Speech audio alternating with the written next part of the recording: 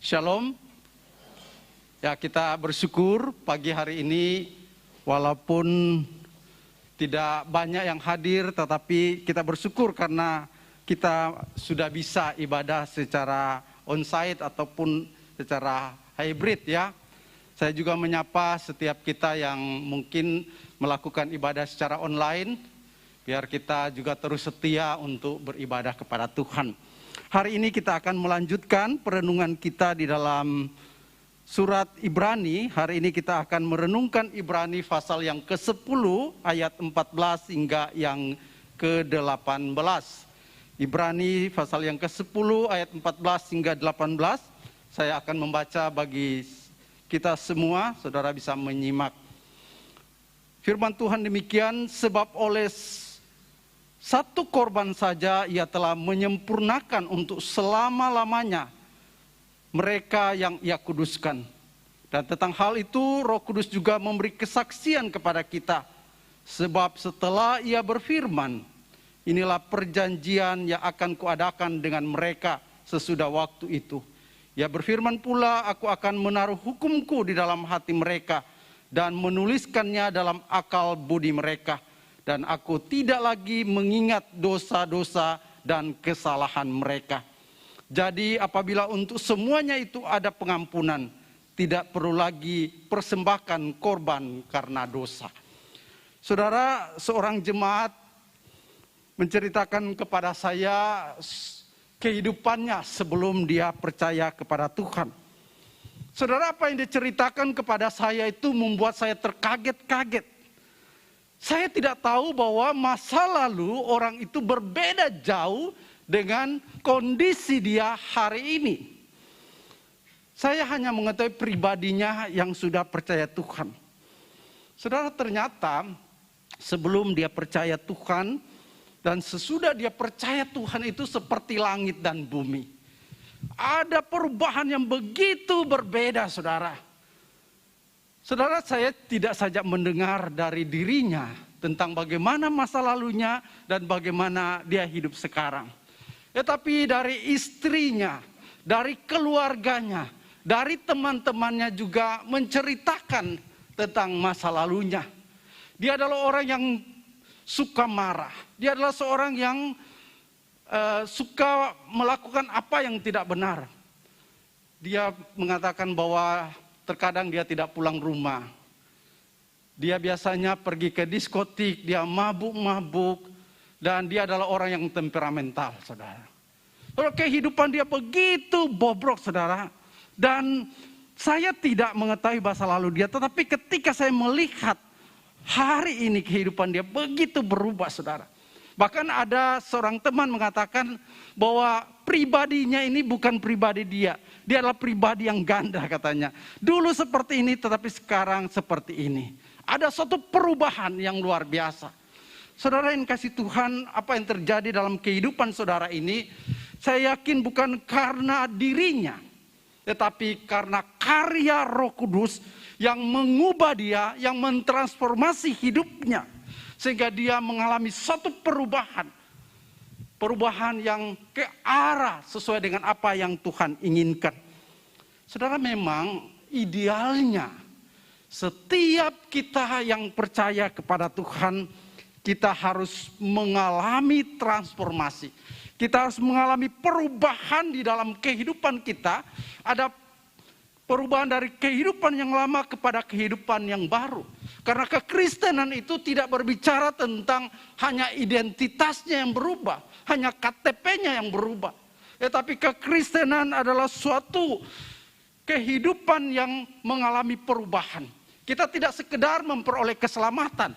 Kita tidak sekedar diampuni dosa-dosa kita, tetapi Tuhan menuntut kita ada suatu perubahan dalam kehidupan kita. Perubahan ke arah yang lebih baik. Namun saudara, realitanya ada begitu banyak orang yang sudah percaya Tuhan, namun tidak mengalami perubahan apa-apa dalam hidupnya. Sebelum percaya Tuhan begitu, sesudah percaya Tuhan juga seperti itu. Saudara, harusnya kita mengalami perubahan. Tetapi bukan berarti saya mengatakan ketika kita percaya Tuhan kita langsung berubah. jadi malaikat. Tidak. Tetapi ada progres. Ada perubahan sedikit demi sedikit. Orang yang saya ceritakan di atas itu adalah satu khusus, saudara. Tetapi kita berubah itu harus ada progres. Pelan-pelan tetapi ada yang kelihatan. Tetapi masalahnya ada banyak orang tidak mengalami perubahan apa-apa. Tidak ada perubahan ke arah yang lebih baik setelah percaya Tuhan. Nah, firman Tuhan hari ini mengingatkan kepada kita sebagai orang percaya untuk mengalami perubahan hidup. Dari kehidupan yang lama kepada kehidupan yang baru. Atau istilah lain adalah kita memiliki hati yang baru. Ada 3 alasan mengapa orang percaya Tuhan harus memiliki hati yang baru atau perubahan hidup. Karena pertama, kita telah ditebus oleh Tuhan melalui pengorbanan Tuhan Yesus di kayu salib. Alkitab mengatakan sejak manusia jatuh di dalam dosa, setiap kita memiliki kecenderungan untuk melakukan dosa. Tabiat dosa, sifat-sifat dosa itu ada dalam diri kita. Perkataan kita, perbuatan kita, perasaan kita.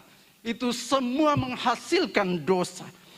Artinya setiap kita tidak ada seorang pun di antara kita yang tidak melakukan dosa.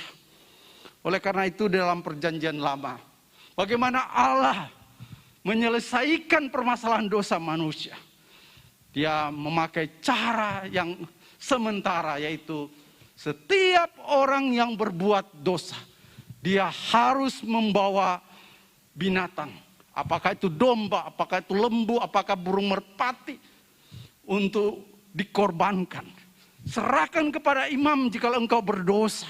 Lalu imam akan mencucurkan darahnya, mempersembahkan darahnya itu untuk pengampunan dosa. Saudara bisa bayangkan kalau seandainya kita 1 bulan berbuat dosa 1 kali saja.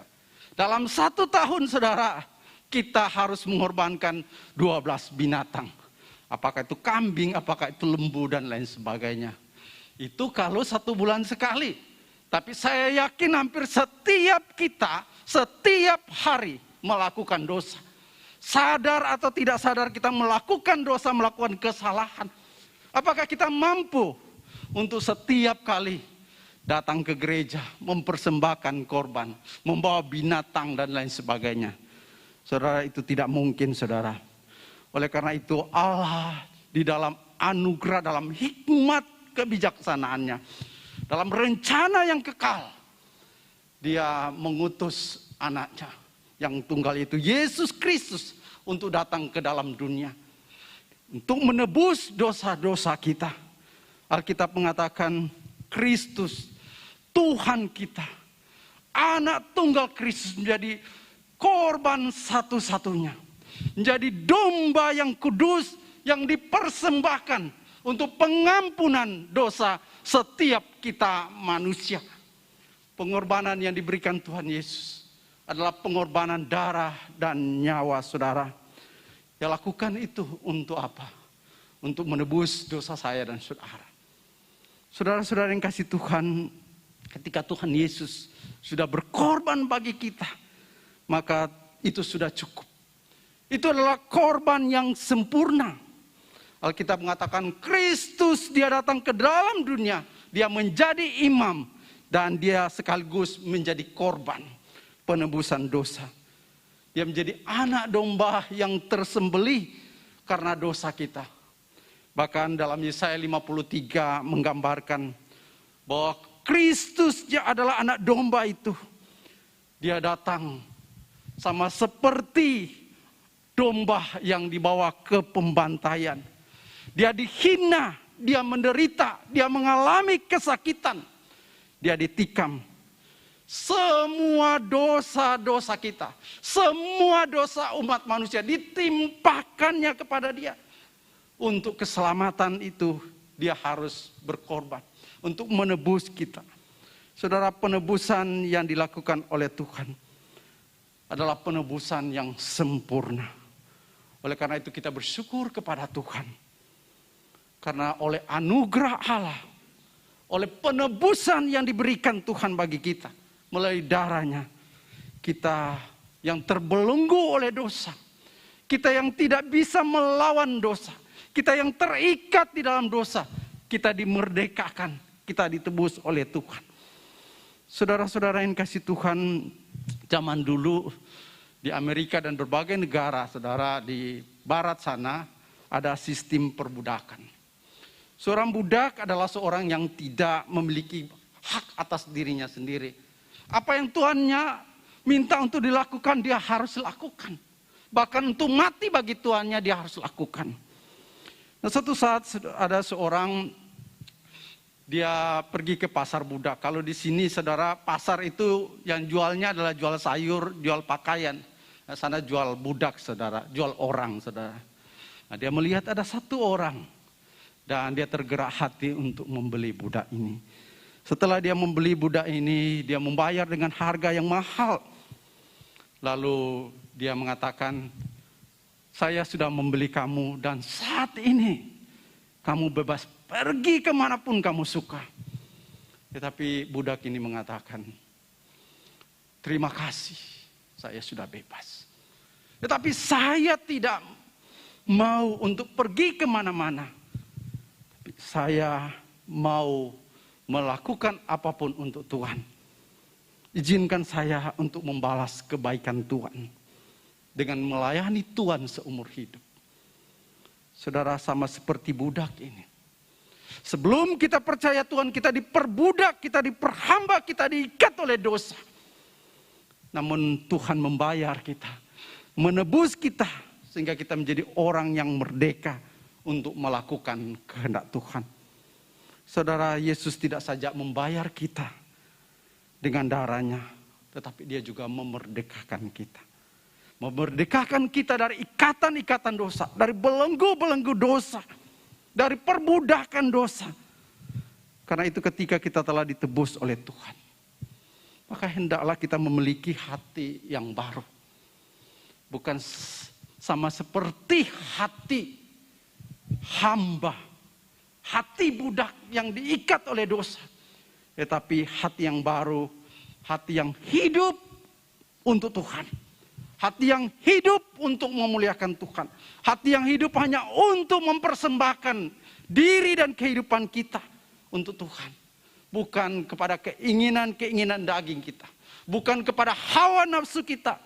Tetapi kehidupan yang berkemenangan di dalam Kristus. Oleh karena itu, saudara yang kasih Tuhan, hal yang kedua, mengapa orang percaya harus memiliki hati yang baru? Karena dosa kita telah diampuni. Saudara, pengorbanan Kristus di kayu salib tidak saja menebus dosa kita, tapi juga mengampuni segala kesalahan kita. Mengampuni segala dosa kita. Dosa kapan yang diampuni oleh Tuhan? Dosa masa lalu, dosa saat ini, dan dosa yang akan datang. Dia mengampuni dosa-dosa kita. Dalam ayat 17 dan 18 katakan, aku tidak lagi mengingat dosa-dosa dan kesalahan mereka. Untuk semuanya itu ada pengampunan. Mereka tidak lagi akan mempersembahkan korban karena dosa. Saudara, ini adalah suatu janji. Ini suatu pernyataan Tuhan yang begitu luar biasa bagi setiap kita yang hidup di dalam dosa dan kita percaya kepada Tuhan. Ini adalah anugerah yang Tuhan berikan bagi kita. Pengampunan yang dilakukan Kristus atas dosa kita adalah pengampunan yang tidak bersyarat, saudara. Tuhan Yesus mengampuni dosa kita bukan karena kita baik. Bukan karena kita memiliki hak untuk diampuni dosa kita. Bukan karena perbuatan kita, saudara. Karena kita layak menerima pengampunan. Tetapi kasih karunia Tuhan. Sama seperti budak yang saya ceritakan tadi. Dia tidak punya hak apa-apa. Tetapi Tuhannya itu dengan kerelaan hati. Dengan belas kasih dia. Dengan karunia-Nya. Membayar. Demikian juga Tuhan mengampuni segala dosa-dosa kita. Saudara, mungkin ada yang bertanya. Saya banyak melakukan dosa. Bahkan hari ini ketika saya datang di gereja ini, saya masih melakukan dosa. Dosa saya bukan biasa-biasa. Tapi dosa yang begitu besar, apakah Tuhan masih mau mengampuni dosa saya? Saudara, firman Tuhan mengatakan Tuhan mau mengampuni kita. Asalkan kita mau datang, mau mengakui segala dosa-dosa kita. Dan kita mau bertobat sungguh-sungguh di hadapan Tuhan. Saudara yang kasih Tuhan, saya pernah melayani di daerah Bangunsari, di lokalisasi ya terbesar kedua setelah Doli. Itu tahun sudah cukup lama ya, tahun 1999,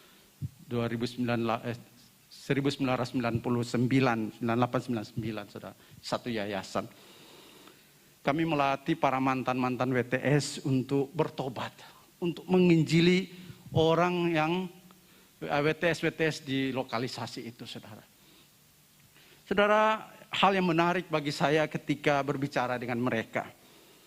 Mereka mengatakan, walaupun kami sudah percaya Tuhan, terkadang ada hal-hal yang membuat kami merasa, benarkah Tuhan mau mengampuni dosa saya? Dosa saya terlalu besar. Mereka mengalami keraguan. Apakah benar Tuhan mau mengampuni?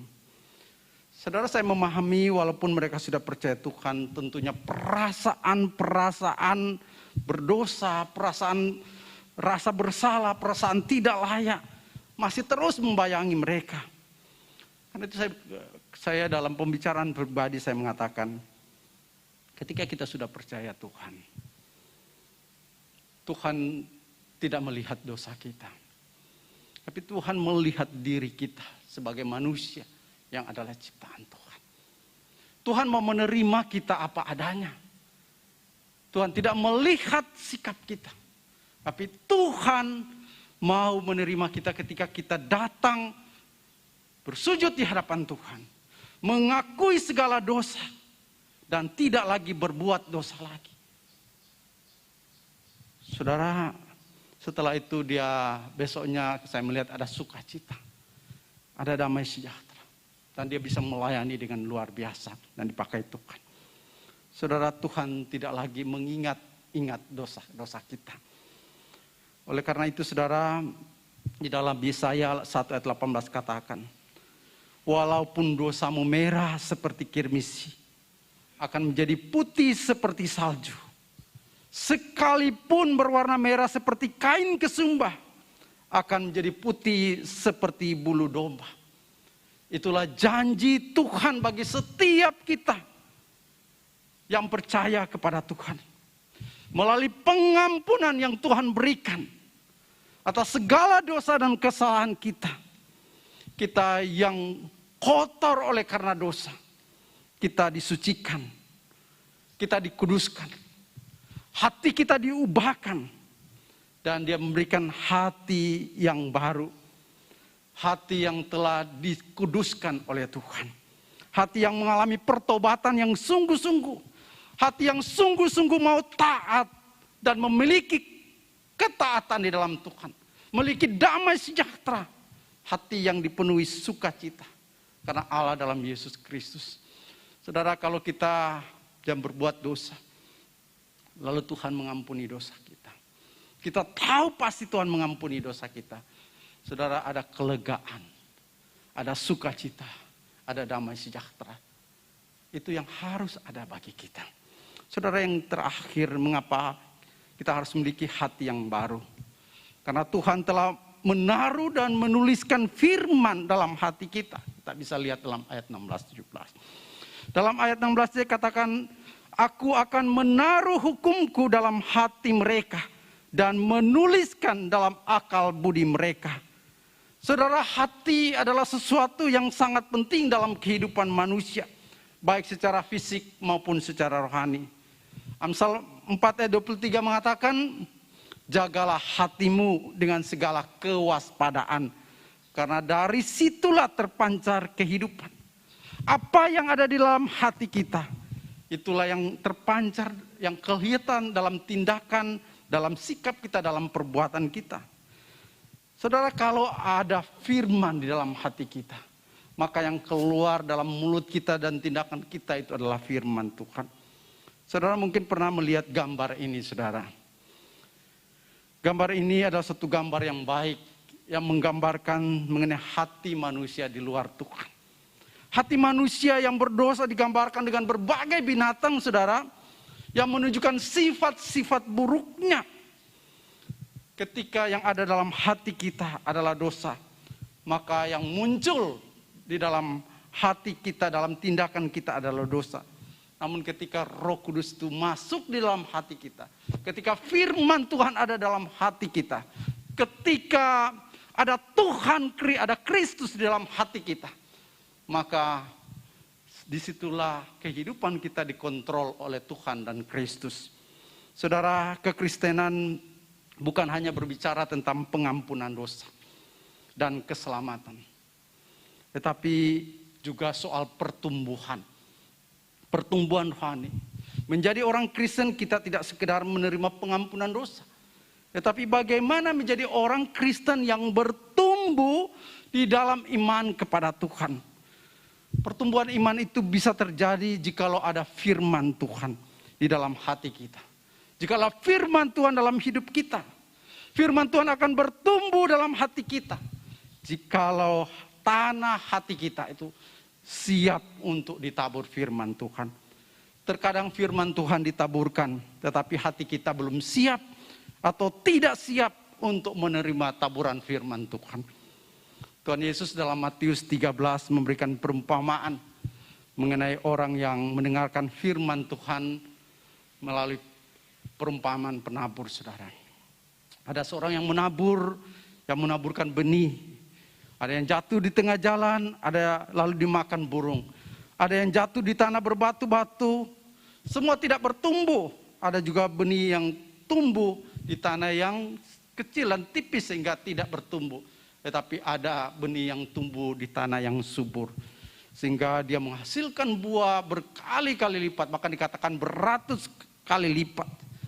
Saudara, gambaran ini adalah gambaran mengenai respon kita orang percaya dalam merespon firman Tuhan. Ada orang Kristen yang sudah bertahun-tahun mendengar firman Tuhan, namun firman Tuhan itu tidak mengubah hidupnya, tidak membawa dia kepada pertumbuhan rohani yang lebih baik. Kita yang hadir di tempat ini, ada yang sudah percaya bertahun-tahun, tetapi ada yang mungkin baru berapa waktu percaya Tuhan. Saudara, yang menjadi ukuran bukan berapa lama kita percaya Tuhan, tetapi bagaimana pertumbuhan iman kita, bagaimana pertumbuhan rohani kita. Karena itu yang paling penting bagi kita adalah kita bertanya pada diri kita, apakah firman Tuhan itu mengubah hidup kita, mentransformasi hidup kita. Apakah firman itu berbuah atau tidak dalam diri kita? Bagaimana bisa bertumbuh dengan baik? Bagaimana firman Tuhan itu bisa bertumbuh dengan baik? Kita membutuhkan Roh Kudus, saudara, untuk mempersiapkan ladang hati kita untuk ditaburi oleh firman Tuhan. Bukan hanya Roh Kudus, tetapi kesiapan hati kita untuk ditaburi firman Tuhan itu juga penting. Karena ketika Roh Kudus mempersiapkan ladang hati kita, Dia akan menggarap hati kita. Sama seperti seorang petani, saudara, yang mempersiapkan ladang untuk ditanam. Mungkin dia akan mencangkuk, mungkin dia akan membersihkan dari semak-semak yang ada. Dia akan membersihkan rumput-rumput yang ada dalam hati kita. Bahkan mungkin batu-batu yang ada dalam hati kita itu dibersihkan, saudara. Nah, ketika dibersihkan, saudara, maukah kita mau tunduk, mau taat, membiarkan hati kita dibersihkan oleh Allah? Hati kita yang penuh dengan dosa itu dibersihkan, dikelola oleh Allah. Saudara, hal-hal yang ada dalam diri kita, di dalam hati kita, yang mungkin bisa menghambat Roh Kudus bekerja dalam diri kita. Karena masih ada dosa, masih ada kebencian di dalam hati kita, masih ada keserakahan, masih ada kemarahan, kepahitan, kedengkian, iri hati. Dan banyak hal yang ada dalam hati kita. Itu harus dibersihkan oleh Tuhan. Karena itu kita membutuhkan kasih karunia Tuhan.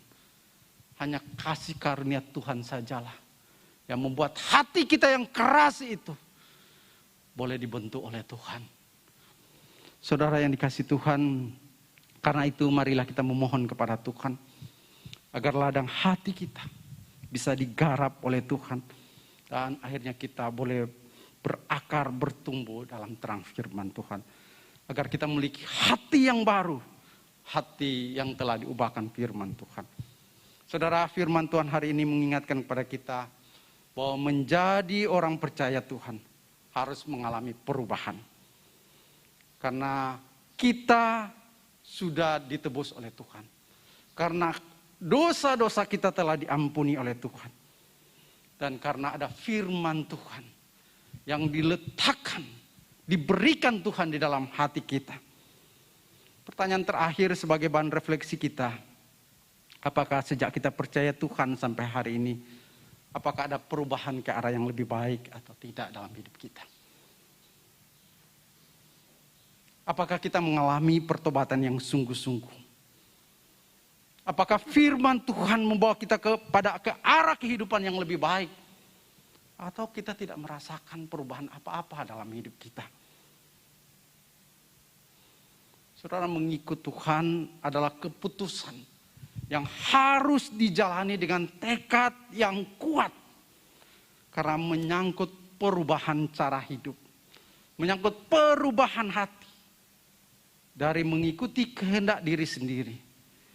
Menjadi tunduk pada kehendak Allah. Pertobatan membutuhkan langkah iman supaya kita tidak kembali kepada pola hidup yang lama. Langkah iman ini adalah satu keputusan total untuk mengikuti kehendak Kristus sebagai satu-satunya yang mengontrol hati kita, yang mengontrol hidup kita. Dan itu adalah suatu perubahan yang radikal. Saudara, dalam Yeskiel 36 ayat 26 katakan, kamu akan kuberikan hati yang baru. Roh yang baru di dalam batinmu.